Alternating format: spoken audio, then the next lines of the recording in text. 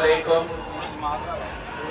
मैं हुकूमत सिंध को हमारा लाइफ स्टॉक और फिशरीज डिपार्टमेंट को, बारी बिताफी साहब को और उसकी पूरी टीम को शाबाश देना चाहता हूं, मुबारकबाद देना चाहता हूं कि आपने एक बार फिर इतने बड़े पैमाने पे हैदराबाद में लाइफ स्टॉक का ये एग्जीबिशन रखा है। हर साल अल्हम्दुलिल्लाह हर साल आप ऐसे कोई फंक्शन रखते हैं और हर साल आपका फंक्शन बढ़ता जा रहा है, आपका पार्टिसिपेंट्स बढ़ता जा रहा है।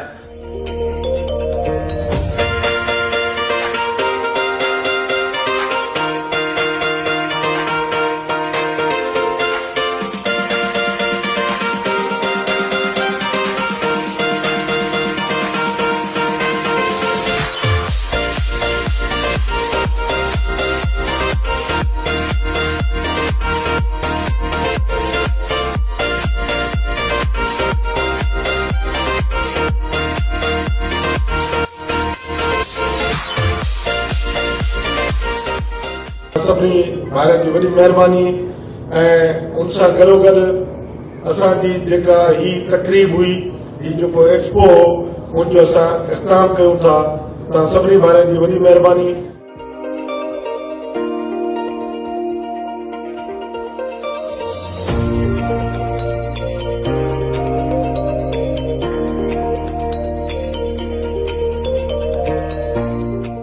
जीते हुए सेनेटर्स हैं उनको अगर डिसएनफ्रेंचाइज किया गया है और उनका वोट जो 49 वोट डले थे उसमें उन पे बहुत सारे सिंध के सेनेटर्स होंगे, मेजॉरिटी सिंध के सेनेटर्स ने मुझे पक्का यकीन है यूसुफ रज़ा गिलानी साहब को वोट दिया। उनको डिसएनफ्रेंचाइज किया गया है तो इस सिंध के साथ ज्यादती है, सिंध के लोगों के साथ ज्यादती है। सूबाई असेंबली सिंध जो कि नुमाइंदा है सूबाई सिंध के लोगों की, उनके साथ ज्यादती है। मैं चाह रहा था कि जो पहला मौका मिले मैं जरूर इसके बारे में अपनी राय दूं और आपको इससे आगाह करूं। एक बार फिर मैं शुक्रगुजार हूं बारी बिताफी साहब का कि उन्होंने मुझे दावत दी इधर आने की, और हुकूमत सिंध, मैं as chief minister livestock और फिशरीज डिपार्टमेंट को प्रमोट करने के लिए बारी खान की जो भी होंगी इनिशिएटिव्स, मैं उनको यकीन दिलाता हूं कि मैं उनको पूरी तरीके से सपोर्ट करूंगा। आप सबका बहुत बहुत शुक्रिया, और मैं यही कहूंगा कि आप एंजॉय करें, अगले 3 दिन नॉलेज भी हासिल करें, और ये लाइफ स्टॉक एक्सपो जो लगाया हुआ है इसका भरपूर फायदा उठाएं। मीडिया के जो दोस्त हैं उनसे भी मैं कहूंगा कि इसकी ज्यादा से ज्यादा तशहीर करें। बाकी बातें तो बहुत करते रहते हैं, टेलीविजन चैनल्स भरे हुए हैं, आपको मौके भी बहुत मिल जाते हैं। अगर स्पाई कैमराज निकल आएंगी पोलिंग बूथ के अंदर तो आपके लिए तो वो कहते हैं ना फील्ड डे बन गया, ऐसी खबरें आ गई। लेकिन ये अच्छी खबरें भी कुछ दें, वो बुरी खबरें बहुत इस मुल्क में हमारी फेडरल गवर्नमेंट दे रही है, ये सिंध हुकूमत की तरफ से अच्छी खबर है, उसकी भी जरा तशहीर करें। आप लोगों का बहुत बहुत शुक्रिया। पाकिस्तान जिंदाबाद।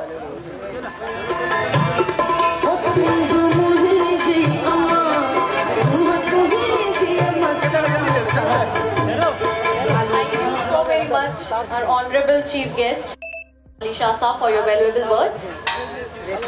और जैसे कि नाज़रीन हम जानते हैं कि Sindh livestock expo second edition आज हमारा इसका आगाज हो चुका है, और इसका जो सबसे अहम और सबसे इम्पोर्टेंट जो पार्ट है, जो इवेंट है, हम देखते हैं इंसानों की रैंप पे मॉडलिंग और लेकिन इस प्रोग्राम की जो मुनफरद खसूसियत है अगर वो ये है कि हम देखेंगे कैमल कैट जो कि एनिमल्स करेंगे, एनिमल्स की कैट वॉक होगी, और इसके लिए खासतौर पे director general livestock Punjab doctor Mansoor साहब को यहाँ मदऊ किया गया है, जो कि खास तौर पे पंजाब से आए हैं, और काफी सारे मवेशी वो पंजाब के लाए भी हैं जिनको वो संभाल रहे हैं, और बाकायदा वो इस तकरीब को अब से कुछ देर में चलाएंगे भी। लेकिन उससे पहले अब इस तकरीब को बाकायदा आगाज करने के लिए मैं दावत दूंगी अब्दुल बारी बिताफी साहब को, minister of life stock fisheries department, कि वो शाही सवारी घोड़े के काफिले के साथ आए और मेहमान खास से इस तकरीब को शुरू करने की इजाजत दें।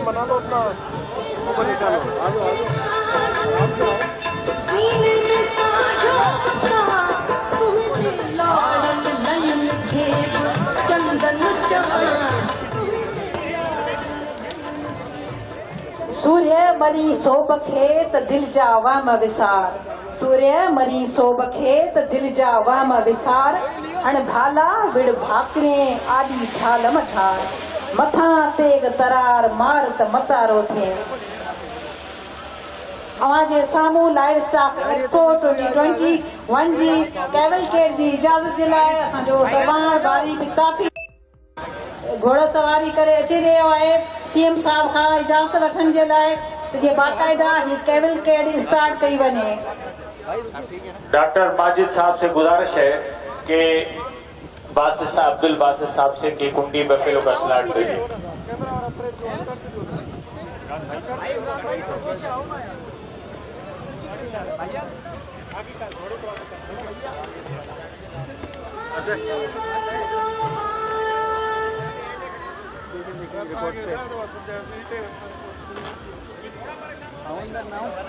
नहीं ठीक। मोहतरम अब्दुल बारी पिताफी साहब इजाज़त वठन था इन कैवलकेड के स्टार्ट करण जी बाकायदा ऐं सीएम साहब हथ मथे खणी उन्हनि खे इजाज़त ॾींदा आहिनि बेहतरीन हिकिड़े प्रोग्राम जी बेहतरीन तकरीब जी। खबर तो करे मैं कि मेरे हाथ में कैमरा है। कार्रवाई खास के शुरू कयूं। मेहरबानी सर तव्हांजी ताड़ियुनि जी गूंज में अब्दुल बारी पिताफी साहब minister for live stock and fisheries इजाज़त वठी रवाना थिया आहिनि। हाणे बाक़ाइदा असांजी कैवलकेड स्टार्ट थींदी।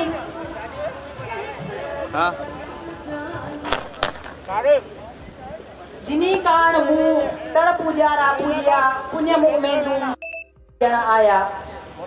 अॼु असां लाइ निहायती ख़ुशियुनि भरिया लम्हा आहिनि त अॼु असीं सिंध जी तारीख़ी शहर नेरून कोट हैदराबाद में ही तारीख़ी लाइव स्टॉक एक्सपो 2021 में शरीक आहियूं जंहिंजो रूह रवां सीएम सिंध मोहतरम मुराद अली शाह ऐं मोहतरम अब्दुल बारी पिताफी साहब ऐं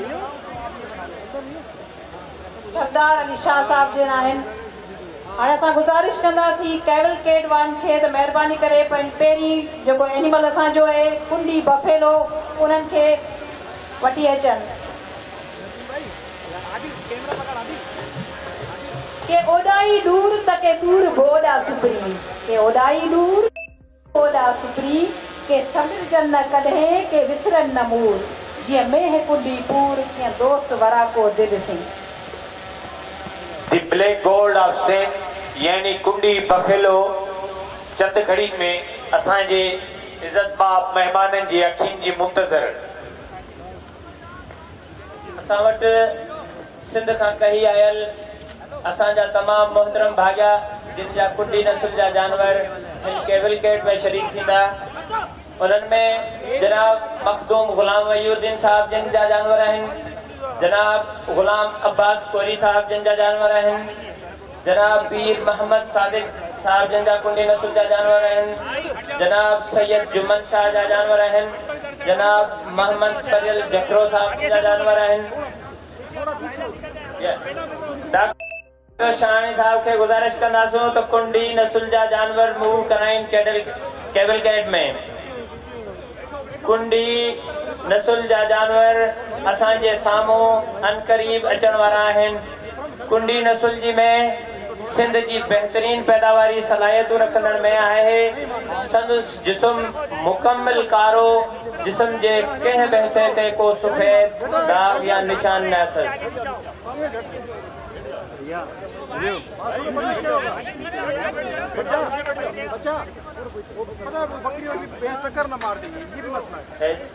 असां थर्ड में जनाब एजाज अली खासकली साहब जिन जा जानवर भी मौजूद आहिनि।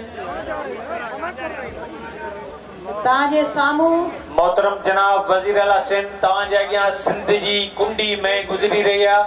कुंडी में सिंधू दरिया जे ॿिन्ही कपनि ते लधी वञे थी। ही नस्ल सिंध जे समूरनि इलाइक़नि में मिले थो। ही हिन जो रंग गहरे कारे रंग जो थिए थो, विचोले कद वारी थिए थी। इन जो ॼमयो वज़न 18 खां 20 किलोग्राम नर जो, 20 खां 22 किलोग्राम मादी जो।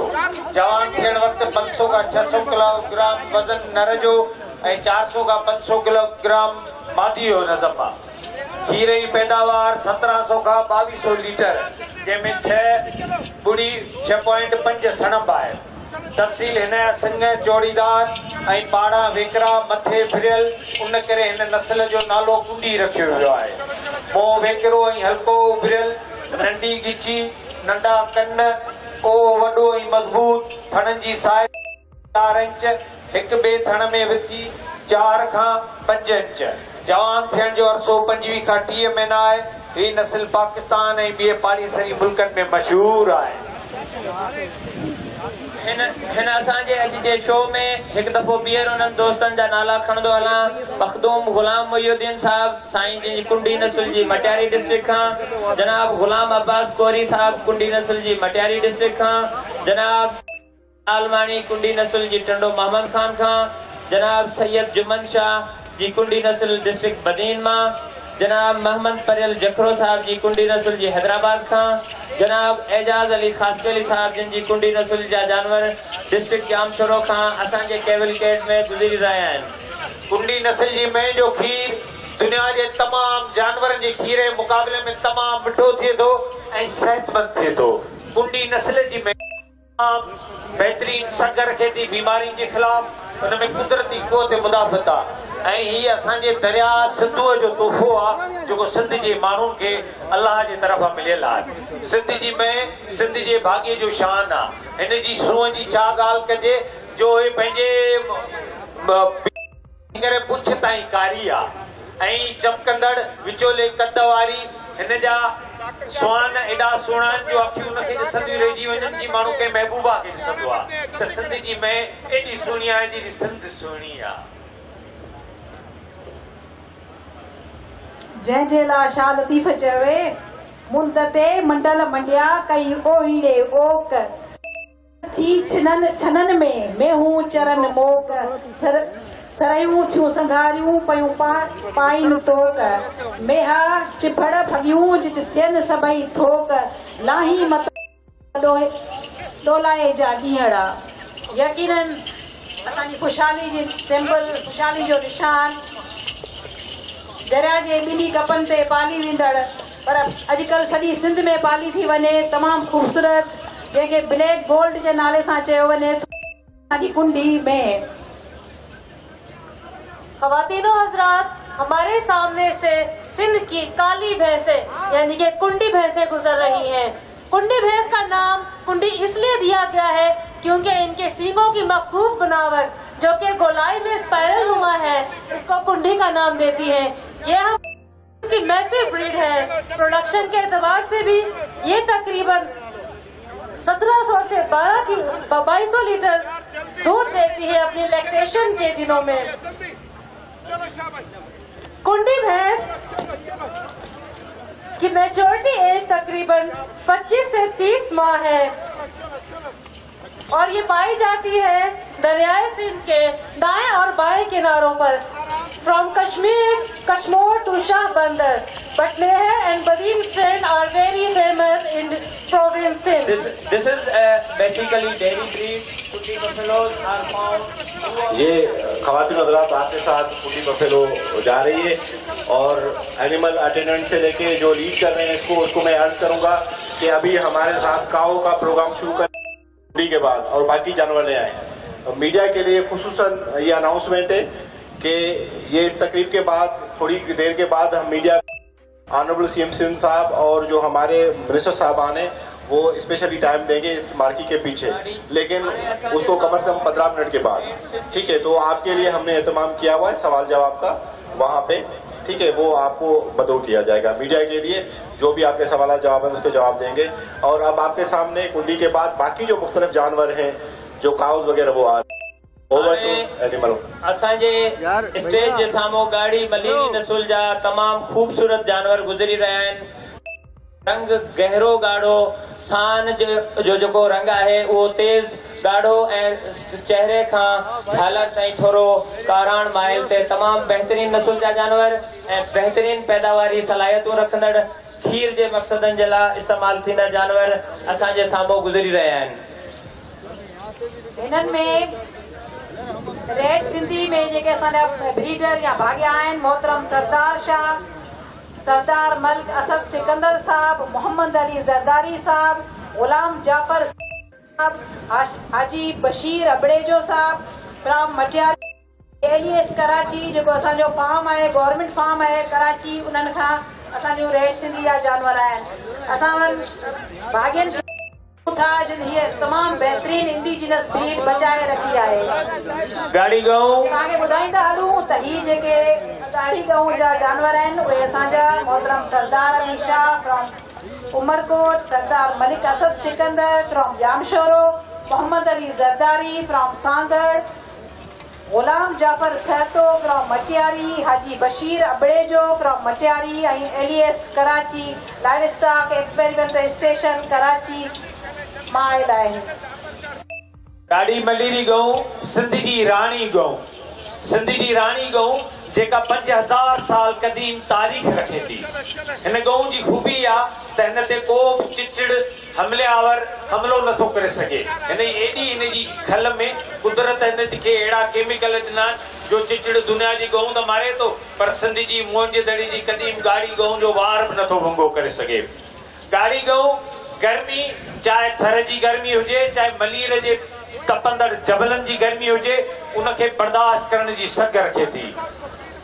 गाड़ी गऊं चाहे केतिरी बि गर्मी हुजे पर उहो पंहिंजी लॻ जो टाइम न विञाईंदी। दुनिया जी गऊं जेकॾहिं 30 डिग्री सेंटीग्रेड खां मथे दर्जे हरारत वधे थो त उहो कॾहिं बि गरम कोन थींदी, न ई डुकी थींदी, पर सिंध जी गाड़ी गऊं 40 डिग्री सेंटीग्रेड जे दर्जे हरारत में बि लॻ करे थी ऐं पंहिंजो हमल थी करे डुकी करे। Basically, this breed found all over the Sindh, especially the Kohistan area, Malir of the Sindh province, spread all over part of the Karachi, Thatta, Jamshoro, Tando Muhammad Khan, Hyderabad and Matiari. Now, हाणे जे साम्हूं लतीफ़ जी सूरमी थर मारवी जे वतन जी हाणे अवां जे साम्हूं लतीफ़ जी सूरमी थर मारवी जो वतन हुबुल वतनी जो ओञाण यानी के थरपारकर या थरी नस्ल जी गऊं गुज़री रही आहे। हिन नस्ल जो असुल वतन थरपारकर आहे।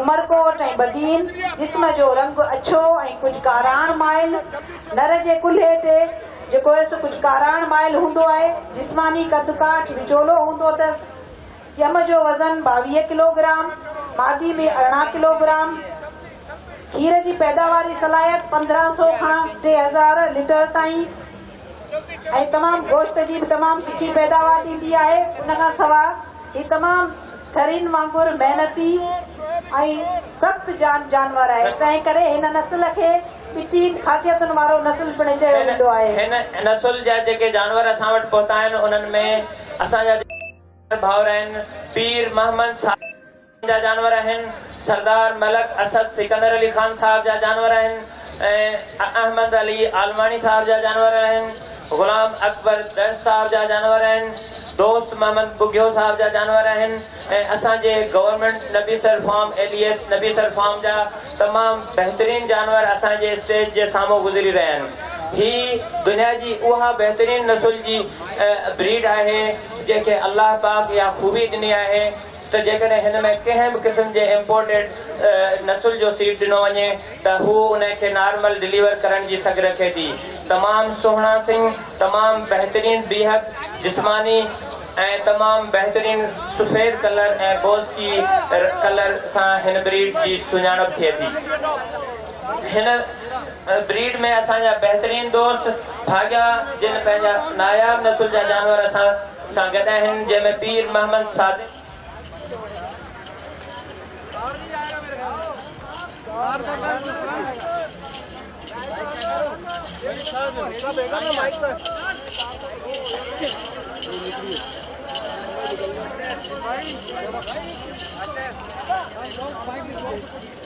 हेलो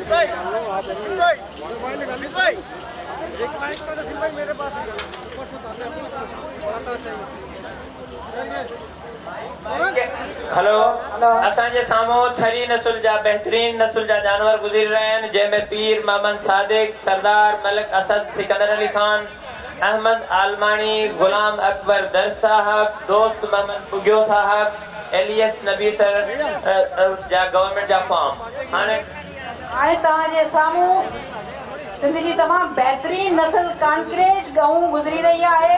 हिन जो खीर ऐं हर ॿार लाइ पाली वञे थी। हिन जो असुल वतन थरपारकर, बदीन ऐं कच्छ भुज इंडिया जो इलाइक़ो। जिस्म जो रंग अछो, सुरमई ऐं ॻाढ़ो। जिस्मानी कद काठ विचोले खां वॾो।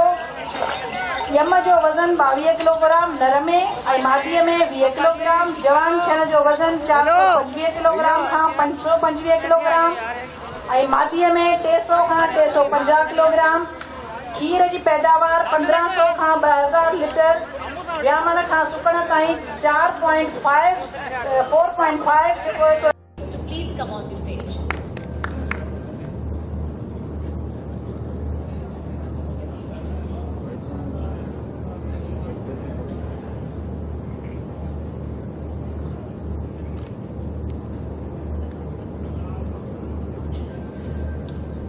Now I request to Dr. Elahi Baksh from Lasbela University to please come on the stage.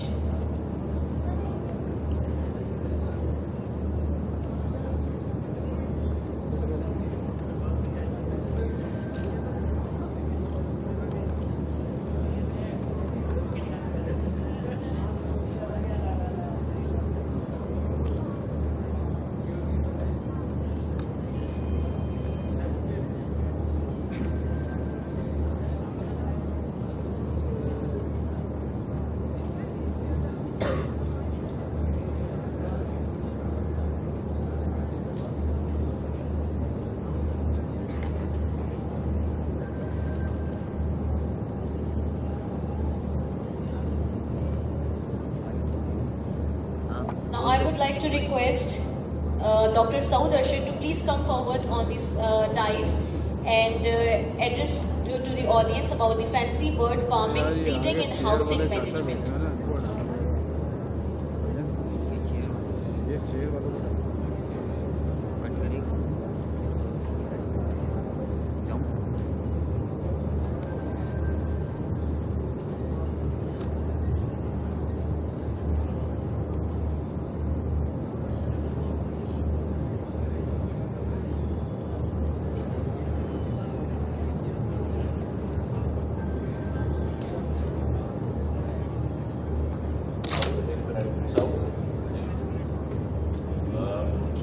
Thank you very much everybody. This is Dr. Hussain, Secretary for this session. और इस सेशन के लिए खुसूसन मैं ये रिक्वेस्ट करूँगा कि जितने भी स्पीकर्स हैं वो टाइम अपनी लिमिट में रहें। 15 से मैक्सिमम 20 मिनट्स आपके पास टाइम है, क्वेश्चन आंसर हो सकते हैं। दूसरा, जो लैंग्वेज ऑफ या मीडियम होगी इसकी, जितने भी लेक्चर्स हैं उसके लिए कोशिश करें कि आप उर्दू में, भले इंग्लिश में प्रेजेंटेशन बनी हुई हो, उर्दू या सिंधी में डिलीवर करें ताकि आप लोगों को समझ आ जाए और कोई फ़ायदा हो। ठीक है सर, बहुत मेहरबानी। Doctor Saud Arshad.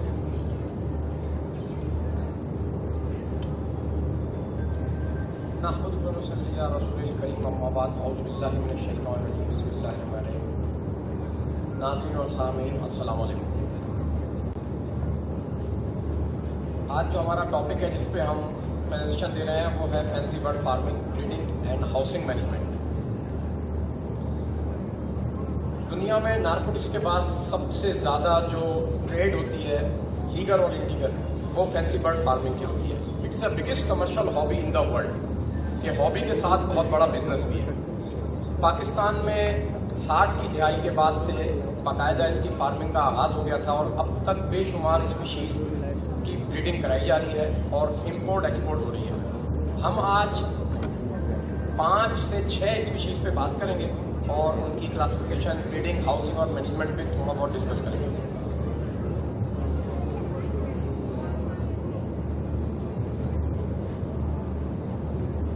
Six variety पे आज हम डिस्कस करेंगे, उनकी म्यूटेशन पे, कॉमन डिजीज़ के ऊपर, हाउसिंग कीपिंग पे, फीडिंग पे, मैनेजमेंट पे।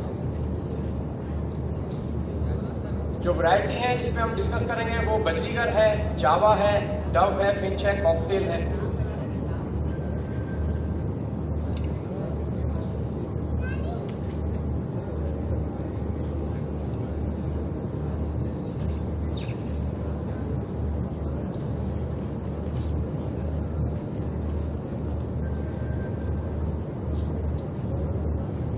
बजरीगर इन द वाइल्ड बहुत फेमस स्पीशीज है, पाकिस्तान में बेशुमार घरों में पाली जाती है। 60s के दौर के अंदर पाकिस्तान में लाई गई, ऑस्ट्रेलिया के जंगलात से कैप्चर करके वाइल्ड कॉट और फिर पूरी दुनिया में भी गई और लोगों ने इस पर काम स्टार्ट किया। वाइल्ड के अंदर ये हजारों की तादाद के अंदर ब्रीड करते थे, ऑस्ट्रेलिया के बेशुमार जंगलात से उनकी फसलों पे आते थे और नुकसान पहुंचाते थे। तो एक वाइल्ड लाइफ के कानून के तहत इनको कैच किया गया और एक खास टेरिटरी मुकर्रर की गई और दुनिया के दूसरे जूस में इनको सप्लाई किया गया और फिर वहां इन्होंने बेतहाशा ब्रीडिंग का आगाज कर दिया। सबसे पहले वाइल्ड ग्रीन बजरीगर जो है वो इंट्रोड्यूस हुआ, उसके बाद इसकी तमाम म्यूटेशन जो है ना वो इंट्रोड्यूस हुई। वाइल्ड ग्रीन बजरीगर को सबसे पहले नारियल की कोन जो होती है, फॉल होता है, उसके अंदर कैप्टिव ब्रीडिंग में लाया गया। वाइल्ड एवरी बनाई गई कई 100 फुट की, उसमें उसको रखा गया और नारियल के कोन के अंदर उसको ब्रीड कराया गया। तो उसने बड़ा अच्छा परफॉर्म किया और दुनिया ने एज ए पेट उसको अडॉप्ट किया। उसके बाद इसकी कलर म्यूटेशन पे काम हुआ, इसकी साइज ग्रोथ पे काम हुआ।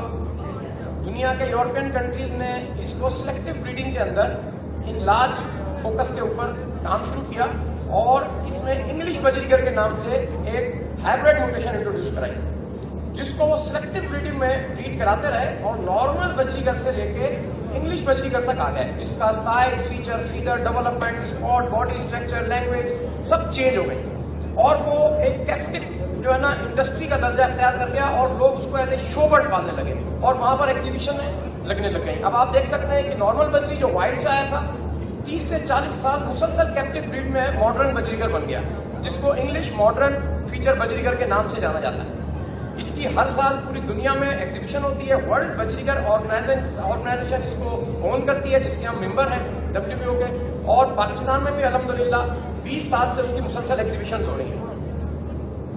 बजरीगर के अंदर ये एक सिस्टम के तहत जो है इसकी सारी चीजें चेंज हुई। इंग्लिश बजरीगर में इसका फीचर है वो सारा कुछ डिस्प्ले में है। वक्त की कमी की वजह से मैं बहुत ज्यादा एक्सप्लेन नहीं कर पाऊंगा, स्टूडेंट का कोई अलग से वर्कशॉप हुई तो उसमें डिस्कस करेंगे। बजरीगर के अंदर दो नॉर्मल बजरीगर का कलर और ऑफलाइन, फिर ऑफलाइन की बेशुमार कलर वेरीफाई हुए और बजरीगर के नॉर्मल कलर में बहुत सारी पाइट, सेरेमन पाइट, बेशुमार कलर इंट्रोड्यूस हो गए। ये सारे उसकी कलर की पूरी एक क्लास है, इसके लिए पूरा चैप्टर चाहिए। फिर एक नई चीज इंट्रोड्यूस हुई, क्रस्ट बजरीगर। बेसिकली ये लीथल जीन थी, लेकिन इसको हॉबिस्ट ने अडॉप्ट किया और इसको ब्यूटी के तौर पे इंट्रोड्यूस किया।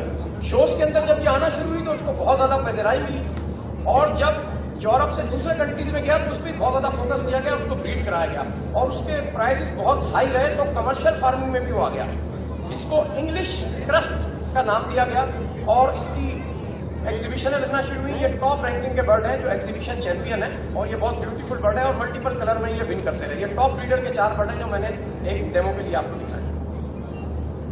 ये है प्रॉपर इस वक्त का मॉडर्न इंग्लिश बजरीगर जो 60-70 साल कंटिन्यूस टॉप के ब्रीडरों ने वर्क करके यहाँ तक पहुंचाया। इसका एक खास स्कल का स्टाइल है जो राउंड अम्ब्रेला स्टाइल के अंदर है। एक खास बॉडी लैंग्वेज है, फीचर है, स्टांस है, फेदर क्वालिटी है, जिसकी बुनियाद के ऊपर इसकी क्लासिफिकेशन होती है और ये विन करते हैं। ये टॉप रैंकिंग विन बर्ड है जिसको इंग्लिश बजरीगर कहा जाता है। आज से 20 साल पहले जापान के अंदर क्रस्ट बजरीगर को इनब्रीड कराने की बुनियाद के ऊपर एक बर्ड प्रोड्यूस हुआ जिसके शोल्डर के ऊपर फ्लावर थे। वो वर्ल्ड में बहुत रेयर और ब्यूटीफुल बर्ड था जो जापान में देखा गया। उसकी सिलेक्टिव ब्रीडिंग कराने के बाद उसने उनको होगोरोमो का नाम दिया। उसके बाद वो पाकिस्तान, इजिप्ट और दुनिया के कई ममालिक में गया। ताइवान ने उसको एज ए कमर्शियल ब्रीड कराया और एज ए कमर्शियल इंडस्ट्री में इंट्रोड्यूस कर दिया 2010 में। पाकिस्तान के अंदर 2010 के अंदर फर्स्ट टाइम हमने पाकिस्तान में लॉन्च किया जापान से और इसकी प्रॉपर ब्रीडिंग कराई और कंटिन्यू 5 साल तक मैं इसका टाइटल चैंपियन हूँ होगोरोमो का। अब मैंने इसको मॉडर्न इंग्लिश बजरीगर से क्रॉस किया जो हमारे फैंसी बर्ड्स के स्टॉल पे हमने सारा डिस्प्ले लगा रखा है और इसको एक मॉडर्न इंग्लिश बजरी की लाइन पे लेके आ गए, जिससे उसका फीचर डेवलपमेंट सारी इंग्लिश बजरीगर की कन्वर्ट हो गई। मुसलसल इस पे काम जारी है, इसकी फर्दर म्यूटेशन पे भी हम काम कर रहे हैं और इंशाल्लाह ताला इसको नई म्यूटेशन में भी लेके जाएंगे। आज से 5 साल पहले स्पेन और उसके गिरदोनवा के अंदर एक म्यूटेशन दरियाफ्त हुई जिसको इन्होंने ब्लैक विंग बजरीगर का नाम दिया, जिसने हाईएस्ट रिकॉर्ड तोड़ दिए सेल के। तो एक नॉर्मल व्हाइट पॉट बजरी आया हुआ, वो लाखों रुपए का एक बजरी बिका। हम भी हैरान हो गए, परेशान हो गए कि ये इतना महंगा क्यों है। बहरहाल इसकी अपनी एक ब्यूटी थी, मखमली लिबास पहना हुआ ये ब्लैक विंग बजरीगर जो है इंट्रोड्यूस हुआ। उसके बाद पाकिस्तान आया है पिछले साल, इजिप्ट गया है, इजिप्ट में सबसे ज्यादा काम हुआ। हमने भी इस पे 1 साल पहले प्रोजेक्ट लिया और काम कर रहे हैं, और इसकी सारी म्यूटेशनों को हम फर्दर जो है डेवलप कर रहे हैं, जो हम स्टेप बाय स्टेप आप लोग शेयर करेंगे। ये ब्लैक विंग बजरीगर है, 5 साल पहले इसका भी आगाज हुआ और ये बेल्जियम के अंदर ब्रीड हो रहा है। पाकिस्तान में भी ये बर्ड आ गए हैं और इनमें प्रॉपर काम हो गया। अब इनको नॉर्मल साइज से इंग्लिश बजरीगर में ले आया जा रहा है। ये उसका बीच का स्टेज है कि अब ये प्रॉपर मॉडर्न बजरीगर में कन्वर्ट नहीं हुए हैं, लेकिन अगर ये कन्वर्ट हो जाते हैं तो पाकिस्तान को बहुत बड़ा ज़र मुबादला हासिल करके देंगे।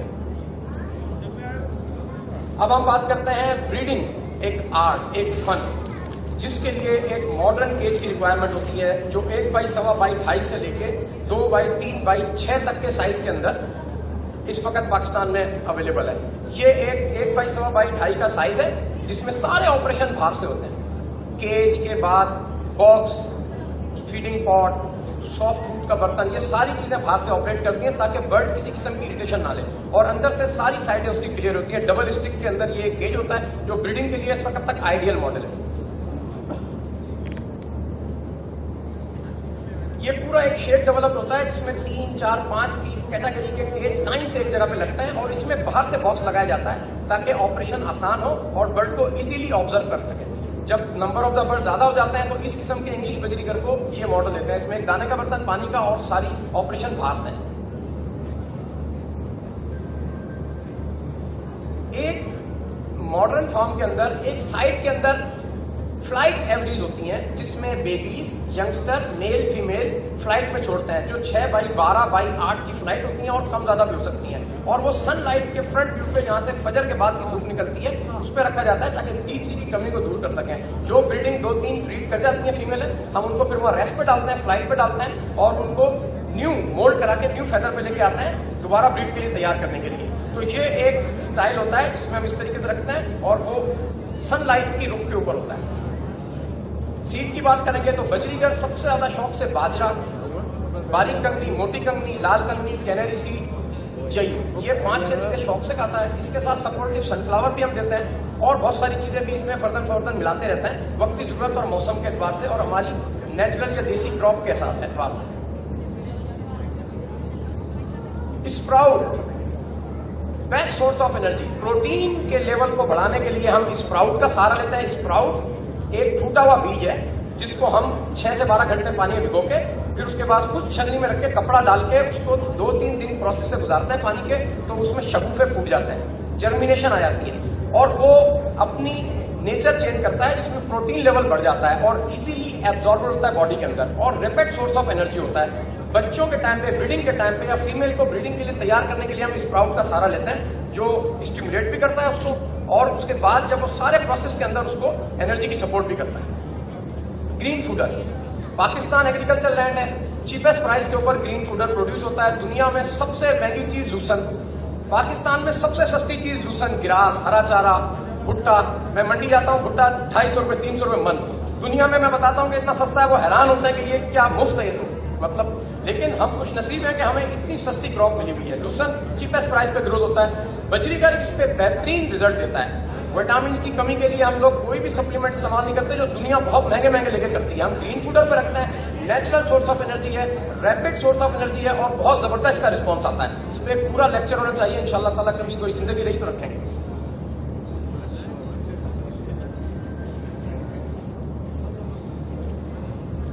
अब सवाल होता है कि जब मादा लेइंग करती है तो उसके लिए किस चीज की डेफिशिएंसी होती है। डेफिनेटली उसको उस रूम के अंदर कैल्शियम की डेफिशिएंसी का खास ख्याल रखना पड़ता है। तो कैल्शियम की डेफिशिएंसी के लिए जो है ना, हम कैल्शियम का सपोर्ट लेते हैं, और कैल्शियम के लिए ये कटल बोन फिश, जिसको हम समुद्री झाग कहते हैं, ये बड़ा अच्छा है। डिजीज के हवाले से बजरी की बात करेंगे तो इसमें सबसे ज्यादा डिजीज जो आती है वो मेज माइट्स आती है, जिसके लिए आइवरमेक्टिन बेस्ट सपोर्ट है, जिससे ये कवर हो जाती है। पोलियामा वायरस है, बहुत खतरनाक बीमारी है, रेड हेड स्पॉट देती है, और इसकी वैक्सीन होती है, जो अभी फिलहाल अवेलेबल नहीं है, लेकिन अनकरीब हमारा इदारा इस पे काम कर रहे हैं गवर्नमेंट के, वो इंट्रोड्यूस हो जाएगी। पोलियामा वायरस भी बहुत खतरनाक, फ्रेंच मोल्ड, भी बहुत खतरनाक वायरस है जिससे बर्ड के पर झड़ जाते हैं और ये प्रोडक्शन को मुतासिर करता है। कैंकर, ये भी एक बीमारी है जिसमें उल्टियां करता है, मुंह खराब हो जाता है और मेट्रोनिडाजोल और दूसरी दवाइयां इसको कवर कर लेती हैं। पोलियामा वायरस, पैरामैक्सो वायरस, ये भी जानलेवा बीमारी है। 80 से 90% जो है ना प्रोडक्शन को तबाह कर देती है और इसको भी वैक्सीन की जरूरत होती है। अब हम कॉकटेल में बात करेंगे। कॉकटेल ग्रे वाइट से आया था, उसकी बेशुमार म्यूटेशन यहाँ हो रही है। बहुत सस्ता और बहुत खूबसूरत बर्ड है और पाकिस्तान इसको भी ग्रो करके दुनिया में बाहर बेचता है। ये वाइट से ग्रे आया था, बाकी इसकी सारी म्यूटेशन है यहाँ पर हुई है। इसमें भी एक बीमारी आती है इविन आई सिंड्रोम, जो इसकी प्रोडक्शन को मुतासिर करती है और उसका क्योर है मैक्सिफ्लोक्सासिन या इस टाइप के ग्रुप जो है उसके अंदर अच्छा किरदार अदा करते हैं। एगाकॉर्निस लवबर्ड की फैमिली को कहते हैं। इसमें 3 आती हैं, रिंग आय, नॉन रिंग आय। रिंग आय के अंदर 2 होती है, फिशरी और पर्सनाटा, और बेशुमार इनका खानदान है।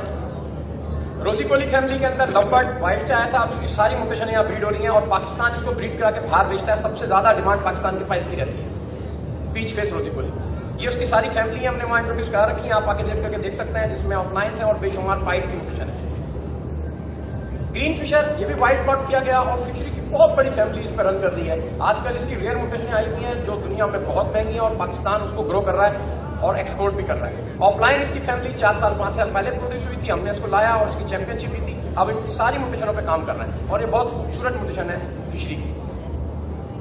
ब्लैक मास्क तंजानियन वाइट कॉट आया था, इसकी भी सारी म्यूटेशन यहाँ ब्रीड हो रही है और बाहर जा रही है। दुनिया का खूबसूरत तरीन एग्नाफॉर्निस है, दुनिया इसको बहुत पसंद करती है। पाकिस्तान इसकी अच्छी ग्रो करता है और दुनिया से बाहर तमाम दुनिया में बेचता है। इसकी सारी म्यूटेशन है, पाइड है, इसमें स्लेटी मिस्टी बेशुमार हमने वहां इंट्रोड्यूस करा रखी है और इस पर काम हो रहा है, उसकी बहुत बड़ी डिमांड है। हम डव पे बात करते हैं। डायमंड डव खामोश परिंदा है, सिंध के लिए बेहतरीन है, ब्रीडिंग के अंदर बहुत जबरदस्त एफिशिएंट है, सारा साल ब्रीड करता है, लोएस्ट कॉस्ट के ऊपर प्रोडक्शन देता है। आजकल इसकी बहुत ज्यादा डिमांड है, फार्मर इस पे काम करेंगे तो उससे बड़ा फायदा होगा। इसकी हमने रेयर म्यूटेशन पे काम किया है, वो हमने वहां रखी हुई है। पाइड है, सैलेमन है, बेशुमार म्यूटेशन है, वो आप देखेंगे इंशाल्लाह आकर तो आपको बड़ा फायदा होगा। जावा हाउस स्पैरो है, लोएस्ट कॉस्ट के ऊपर ब्रीड करती है, किचन का कचरा खा लेती है, सस्ती तरीन प्रोडक्शन इसकी आती है, 7-7 बच्चे निकालती है, कॉलोनी में ब्रीड करती है, लोएस्ट कॉस्ट के ऊपर बड़ी अच्छी प्रोडक्शन देने वाला बर्ड है। फिंच आम लोग जानते हैं, कॉमन है, इसमें बहुत सारी म्यूटेशन है और आजकल इसकी बहुत हाई डिमांड है और सिंध के इंटीरियर के इलाकों में बहुत अच्छी ब्रीड करती है। इसकी बेशुमार म्यूटेशन है, इसमें एग्जीबिशन फिंच है और एक बहुत बड़ा इसका वो है। और सामा और बारीक कंगनी में पलती है। पाकिस्तान में इस वक्त फैंसी बर्ड फार्मिंग की बहुत ज्यादा डिमांड है। हम तमाम दोस्तों से रिक्वेस्ट करते हैं कि वो इसको फोकस करें, वेटरनरियन से रिक्वेस्ट करते हैं कि इस पर रिसर्च करें और इनके जितने भी अमराज हैं और जितनी भी इनकी चीजें हैं उनको डिस्कस करें। इंपोर्ट एक्सपोर्ट के वाले से बात इतनी करूंगा कि पाकिस्तान हर मंगल बुध को एक शिपमेंट भेजता है जिसमें हजारों की तादाद में सारे बर्ड जाते हैं और बहुत अच्छी डिमांड है और पूरी दुनिया में हमारा बर्ड इस वक्त जा रहा है और बहुत अच्छा माना जाता है। इसको एज ए नार्कोटिक्स के तौर पर, साइकोथेरेपी के तौर पे भी लिया जाता है। पेट्स पालते हैं और पेट लवर को वेटरनरियन और साइकियाट्रिस्ट रिकमेंड करते हैं। इसमें भी ये ग्रे पैरेट और दूसरी बेशुमार स्पीशीज को कर रहा है। पाकिस्तान में भी इसका कॉन्सेप्ट डेवलप हुआ है और लोग इसको एज ए पेट पालते हैं। थैंक यू, अस्सलाम वालेकुम।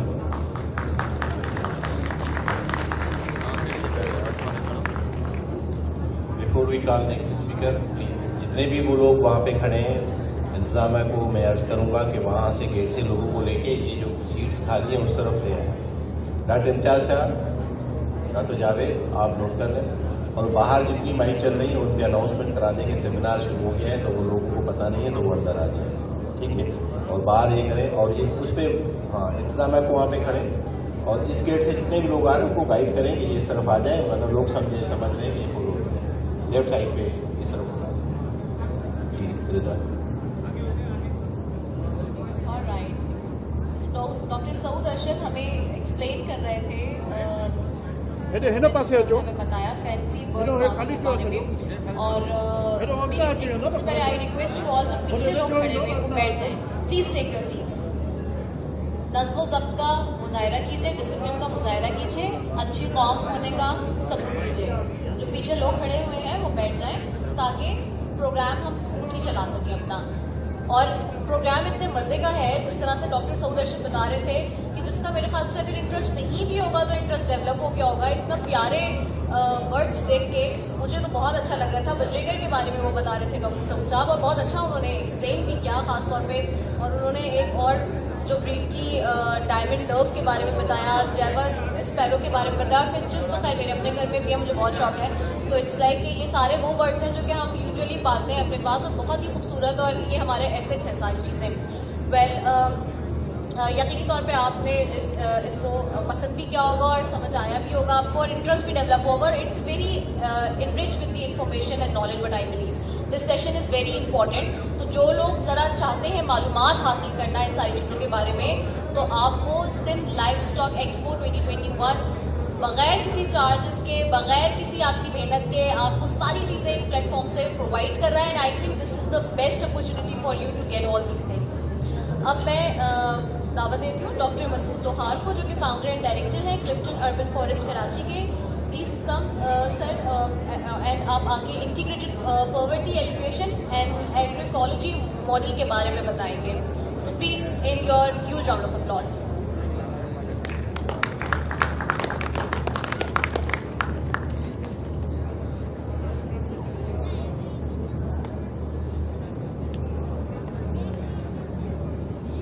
Bismillahirrahmanirrahim. First of all, I clarify that I am not a doctor. I haven't done any PhD. I'm just a Mr. Wadi Chairman, delegates, ladies and gentlemen, Assalamu Alaikum.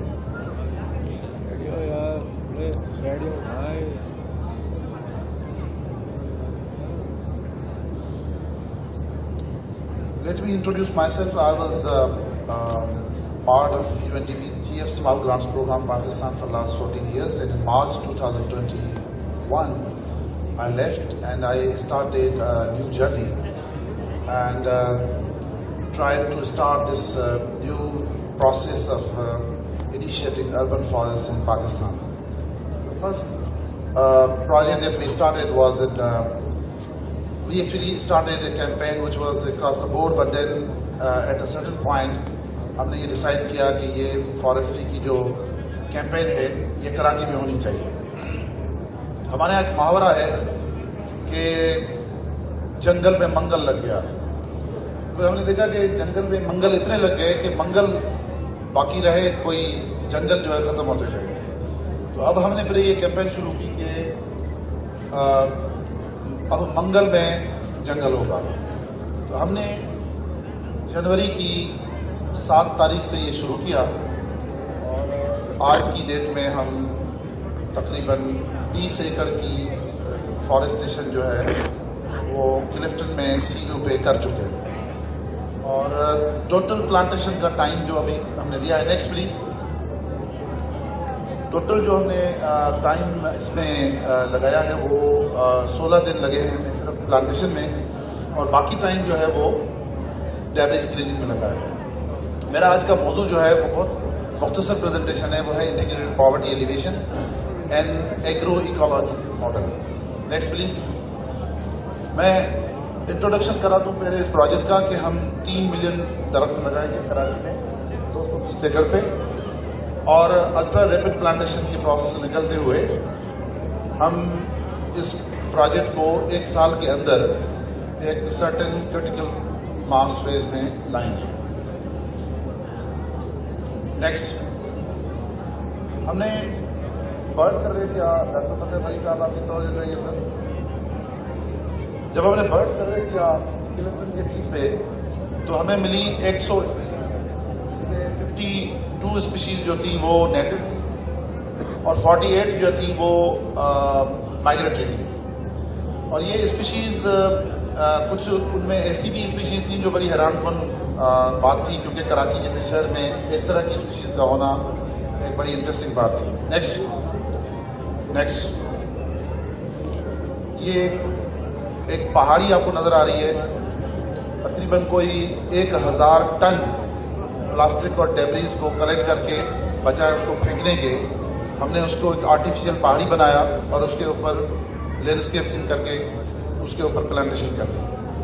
Next, हमने 4 मुख्तलिफ methods use किए हैं इस activity देखते हैं, जिसमें हम चाहते हैं कि जितने भी पॉसिबल अर्बन फॉरेस्ट्री के मैकेनिज्म्स या मेथड्स हैं उनको स्टडी किया जाए और देखा जाए कि हमारे क्लाइमेट में क्या चीज़ ज़्यादा बेहतर है। तो वो चारों मेथड्स हम कराची के क्लिफ्टन अर्बन फॉरेस्ट में यूज़ कर रहे हैं। मैंने थोड़ी देर पहले फतेह मरी साहब को भी कहा था कि आप यूनिवर्सिटी या जैसे कराची यूनिवर्सिटी ने हमसे पहले ही रब्ता किया है कि स्टूडेंट्स आएँ और इस पर देखें कि किस तरह हम इस तरह की प्लांटेशंस पे एकेडमिक साइड को ऐड कर सकते हैं। Next please, next. अच्छा, ये इस तस्वीर में आपको दूर से जो बिल्डिंग नजर आ रही है ये डॉल्मेन मॉल है। हाइपर स्टार भी वहाँ पे एक मॉल है जिसको कहते हैं, और उसके सामने बिल्कुल फ्रंट पे बिलावल हाउस के सामने ये 20 एकड़ का अर्बन फॉरेस्ट 2 हफ्तों में लग चुका है। नेक्स्ट। अब मैं अपने एक्चुअल टॉपिक पे आऊँगा, वो है agro ecology. Agro ecology actually वो एक बेसिक एकेडमिक डिबेट या कॉन्फ्लिक्ट था बिटवीन फॉरेस्टर्स एंड एग्रीकल्चर्स। तो फॉरेस्टर्स ये कहते थे कि जो इकोलॉजी है इट स्टैंड्स अलोन, एग्रीकल्चर कहते थे कि जो इकोलॉजी है वो उसका फॉरेस्ट्री कोई ताल्लुक नहीं, समथिंग लाइक दैट। फिर साउथ अमेरिका में कुछ लोग थे जिन्होंने इस पर बहुत ज़्यादा एम्फेसिस किया और साबित किया कि जितनी भी चीज़ें हैं जो इंसान, जानवरों या पौधों के साथ रिलेटेड हैं वो एग्रो इकोलॉजी है, और उनकी इंटर रिलेटेड जो भी डायनामिक्स है वही इंसान के या जानवरों के या माहौल पे असरअंदाज होती है।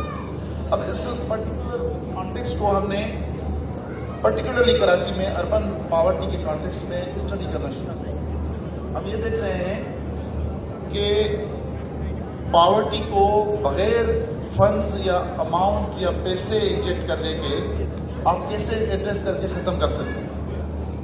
Next please. पाकिस्तान की मीडियन एज जो है वो 23 है। We are the youngest nation in the world. हम उन मुल्कों में शामिल हैं, 4 या 5 मुल्कों में, जिनकी यूथ जो है वो डेमोग्राफिक कॉन्टेक्स्ट में एक क्रिटिकल मास की हैसियत रखती है, और ये ह्यूमन रिसोर्स यूज करके हम पूरी दुनिया में अपने लोगों से पैसे कमा सकते हैं, यानी using human capital as a source of economy for the country. दूसरा हमारा प्रॉब्लम पाकिस्तान का है कि हम इंपोर्ट ज़्यादा करते हैं और एक्सपोर्ट नहीं करते। हमारा हाल ये है कि हमारी प्याज और हमारा टमाटर इस दफ़ा किसी तरह से भी जो है कोई कुछ हासिल नहीं कर सका, इसलिए कि हमने ईरान से और बाकी जगहों से ये चीज़ें इंपोर्ट की। दूसरा हमारा एक बहुत बड़ा अहम इशू वो ये है कि हमारे पास विंड एनर्जी है, we are the largest wind corridor in the world, और रॉ मटेरियल हमारे पास मौजूद है, लेकिन हमारे पास मैन्युफैक्चरिंग नहीं है। मेरा आप लोगों में से सवाल है, क्या आप लोगों को पता है कि पाकिस्तान का हर साल का कितने मोबाइल स्मार्टफोन्स की डिमांड है? आप हॉल में कोई अगर मेरी बात सुन रहा है तो प्लीज मुझे कोई बता सकता है कि पाकिस्तान में हर साल कितने फोन सेट्स रिक्वायर्ड है? क्या किसी को ये पता है? कोई बता सकता है? एनीबॉडी? डॉक्टर इस्माइल कुमार साहब, हम लोगों को कितने फोन चाहिए हर साल पाकिस्तान में?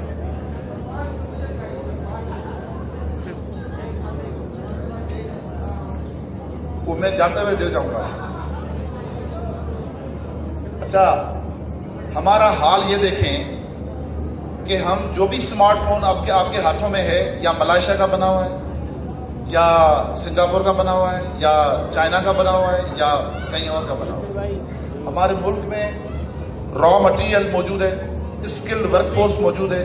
We are the youngest nation in the world. हमारी मीडियन एज 23 है। उसके बावजूद कहीं एक कोई ऐसी फैक्ट्री नहीं है जहां पे हमारे फोन बनते हो। There is something fundamentally wrong with this nation. सही फोन तो लेते जाएं। चले मैं बाहर देता हूं।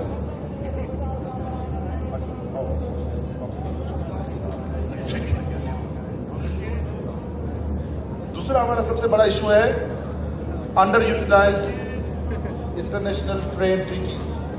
हमारी ट्रेड ट्रीटीज हाई कमीशन के कॉन्टेक्स्ट में हो या अपने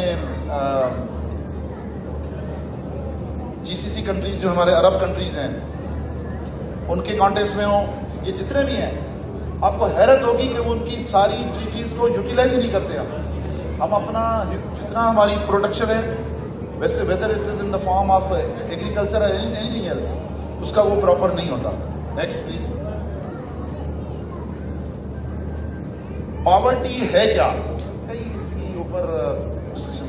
मसला ये है कि फूड, और फूड ऐसा हो जिससे न्यूट्रिशन इतनी पूरी हो कि बंदा बीमार ना हो। फिर सर्विसेज, ये बिजली है, पानी मौजूद है नहीं है, गैस जो है कुकिंग करने के लिए मौजूद है नहीं है। आपसे मेरा एक और सवाल है कि आपको पता है पाकिस्तान में एवरेज फ्यूल वुड या लकड़ी की कीमत क्या है एक मन की? कोई बता सकता है? लगता है सारे सोए हुए हो, खाम खा बातें कर रहे हैं। एवरेज 600 रुपये, एवरेज 600 रुपये ऑल ओवर पाकिस्तान। अगर आप उसका एवरेज निकालें, कहीं पे 100 रुपये, कहीं पे 1000 रुपये की, 1200 रुपये है शावर। हमारी लकड़ी जो है वो अफगानिस्तान में बामियान तक जाती है, यहाँ से कुछ चीज ले जाते हैं क्योंकि वहां पे लकड़ी की कीमत ज्यादा है। मच्छर कॉलोनी में, अर्बन स्लम एरिया में जाएं, लोग प्लास्टिक जला के खाना पकाते हैं, अभी भी हो रहा है। लोग प्लास्टिक ले आते हैं, जलाते हैं, खाना पकाते हैं। फिर एनर्जी का सबसे बड़ा मसला हमारा एनर्जी, बिजली नहीं है, गैस नहीं है। फिर कम्युनिकेशन सबसे ज्यादा सस्ती है।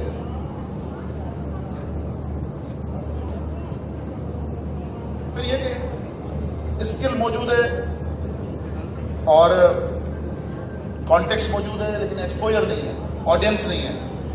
फिर एंटरटेनमेंट नहीं है।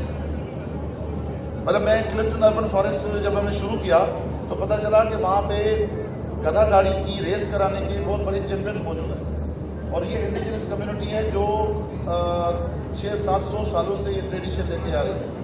अगर वो फेस्टिवल इंटरनेशनल पे लगाया जाए तो हम कितना इंटरनेशनल टूरिस्ट जो है बुला सकते हैं। नेक्स्ट, मैं डॉक्टर फतेह मलिक साहब को बता रहा था कि लास्ट टाइम जब एक्सपो हुआ तो मैं स्पेशली बकरियों की ब्रीड देखने आया, और मैंने यहाँ कारी टापली ब्रीड जो है उसको देखा।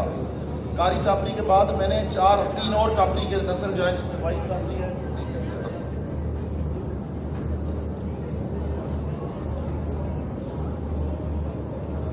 तो strategic use of livestock, small poultry unit for nutrition, asset making, agri export, agri tourism, agri waste utilization. Next,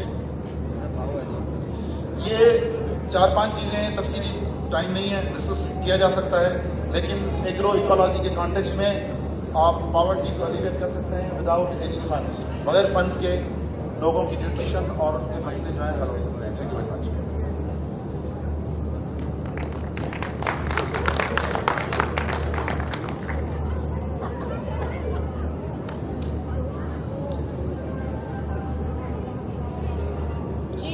आपकी तालियों की आवाज क्यों कम हो गई है? पता चलेगा लोग बैठेंगे, लगती ना क्या लोग बैठेंगे। वैसे मुझे आज इतना सुस्त और इतना क्वाइट पंडाल कभी भी मैंने नहीं देखा आज तक। अपने लिए तालियां बजा दे एक दफा, अपने लिए बजाने में भी इतनी कंजूसी, अपने लिए एक दफा बजा लें।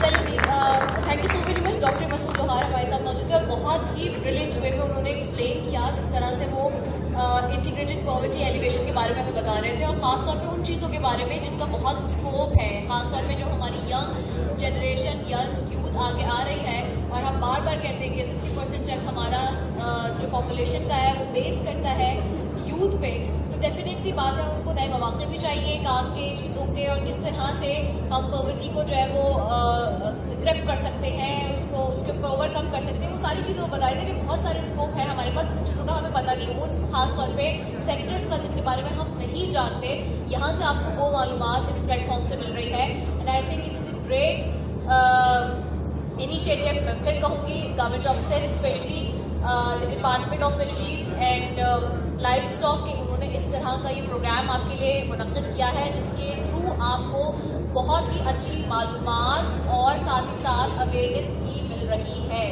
वेल अब से कुछ देर में हमारे जो डिस्टिंग्विश्ड गेस्ट हैं मिस्टर निसार अहमद खोड़ो साहब, वो भी हमें ज्वाइन करेंगे यहाँ पे। लेकिन बिफोर गोइंग टू हिम, अभी जो मुझे अनाउंस करना है, मेरे साथ यहाँ पे मौजूद हैं प्रोफेसर डॉक्टर इलाही बख्श हैं लसबेला यूनिवर्सिटी से। I would request you sir to please come forward for the dais and deliver the address about the camel and camel milk in your huge round of applause. Please तालियां बजा दें अपने मेहमानों के लिए।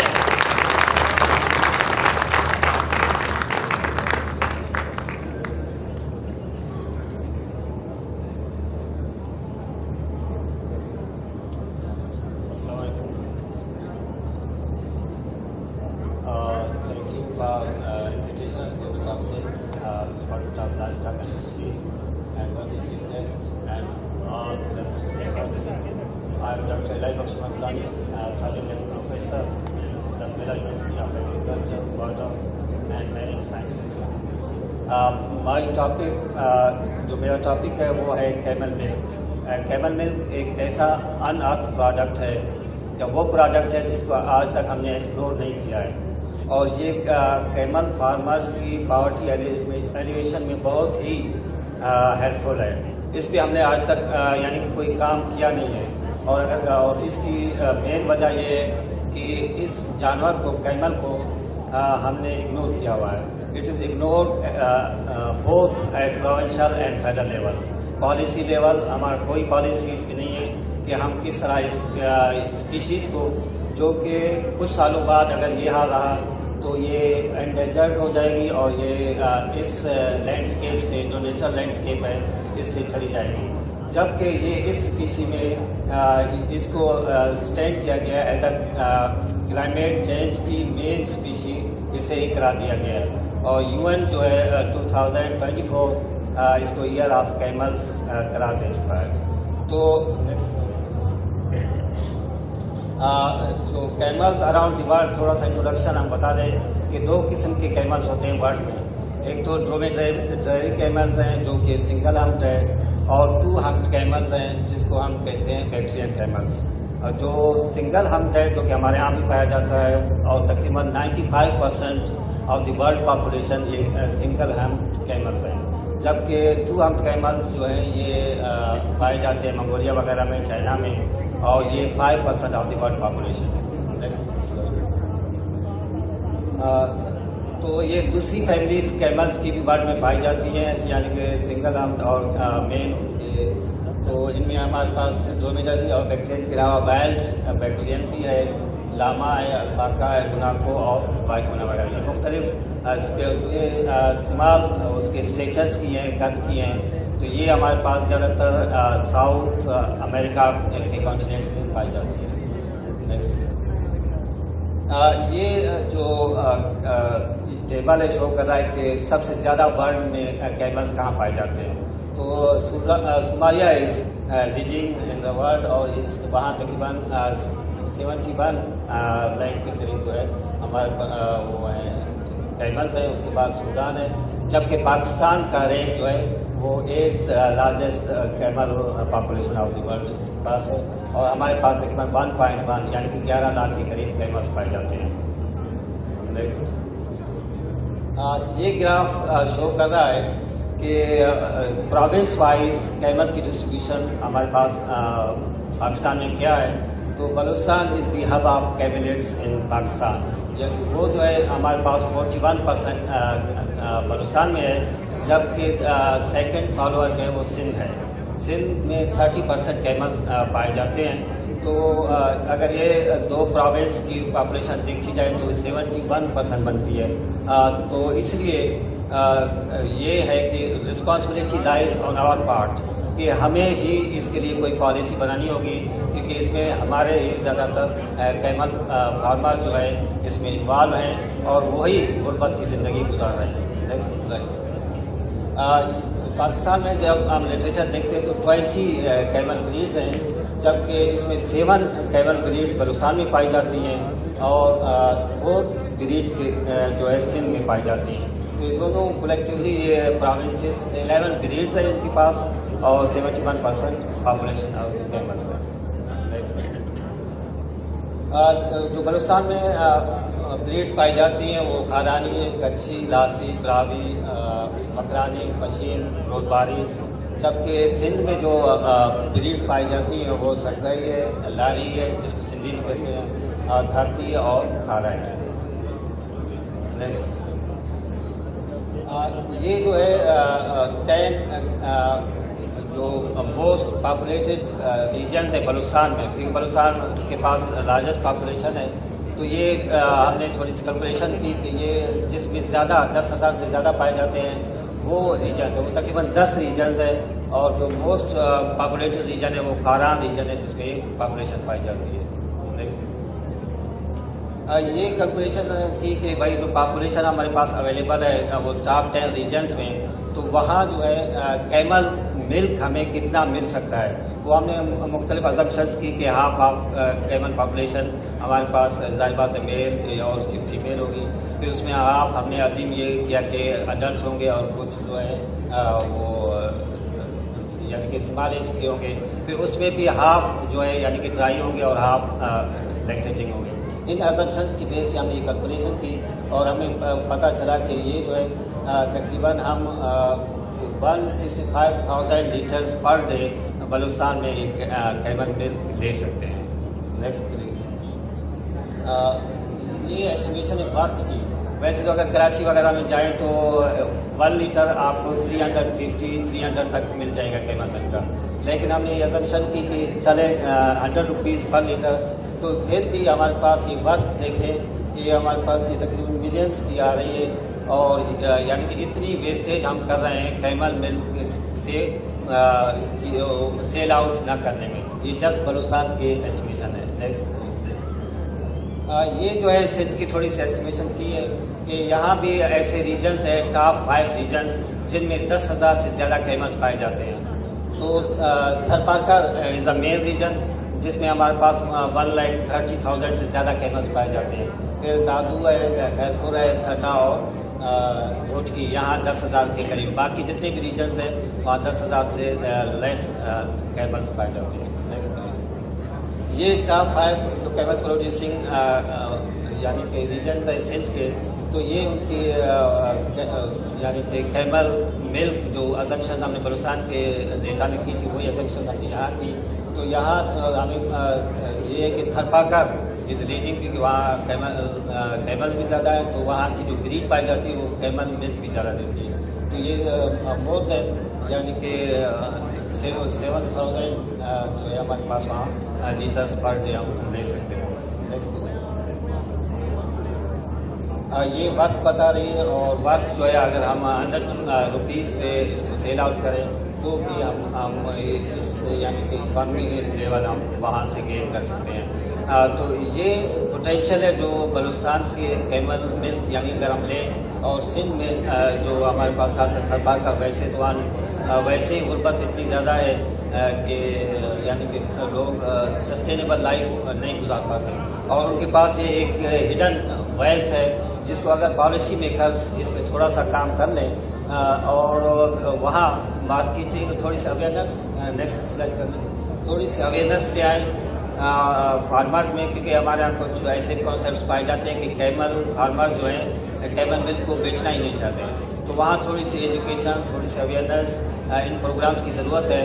और इसके बाद जो है वहाँ से मिल्क प्रोडक्शन का कोई मॉडल बनाया जाए और वही जो है कोई एक प्लांट यानी कि ड्राई मिल्क प्रोसेसिंग का लगाया जाए जिससे यानी कि आप एक्सपोर्ट लेवल तक जा सकते हैं, क्योंकि हमारे पास so much camel milk produce हो रहा है एक ही रीजन में और अगर 5 रीजन मिला दिए जाए तो हम एक्सपोर्ट जो कि हाई डिमांड है ड्राई मिल्क की चाइना में और जितने भी यूरोपियन कंट्रीज़ हैं, इवन हम चाइना की डिमांड पूरी नहीं कर सकते चाहे पूरा पाकिस्तान ड्राई मिल्क प्रोसेस पे लग जाए।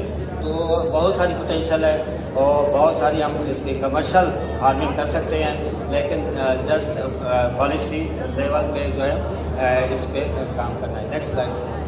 तो ये थोड़ी सी हमने काम किया, स्लाइड्स चलाते थे। तो ये हमने वहाँ से लासी कैमल पे एक प्रोजेक्ट भी RC के उससे सपोर्ट से किया और इसमें भी हम पावर्टी एलिवेशन भी काम किया। Next slide. तो ये पहला फेज़ हमारा सर्वे का था और सभी हमने स्टडी की और यही वहाँ पाए जाते थे कि भाई हमने मिल्क सेल आउट नहीं करना है। सेकेंड फेज में हमने एक्सपेरिमेंट किया और हमने ये देखा कि अगर अच्छी फीडिंग दी जाए तो कैमल जो हमारे पास ब्रीड पाई जाती है उनमें अच्छी पोटेंशियल है, 12 लीटर तक पर डे इसने दे दिया। फिर थर्ड फेज में हम ये कहें कि उनको फार्मर्स को अवेयरनेस दे रहे हैं कि वो मिल्क सेल आउट करें और अपने लिए इनकम सोर्स जनरेट करें। आगे हमारा वे फॉरवर्ड ये है कि हम जाहिर बात है पॉलिसी मेकर जो है इस पर काम करें। Thank you.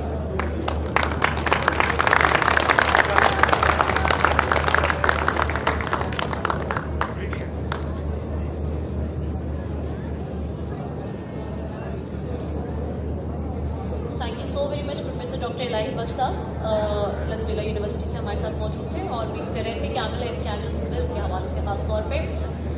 मूंखे हिकिड़ो गुज़ारिश आहे सिंधी माण्हू सां, प्लीज़ बैठ जाइए। जो मेरे जितने पीछे मीठे सुठो जितने सारे प्यारे भाई बहन खड़े हैं बैठ जाएं। क्यों खड़े हैं आप लोग? जब इतनी सारी कुर्सियां लगी हुई हैं, जब इतनी सारी कुर्सियां लगी हुई हैं तो क्यों खड़े हुए हैं पीछे? बैठ जाएं। अच्छा जी, moving forward, now I would like to announce Dr. Mohammad Nasir Javed to please come forward and explain the dairy value chain for small and medium farmers.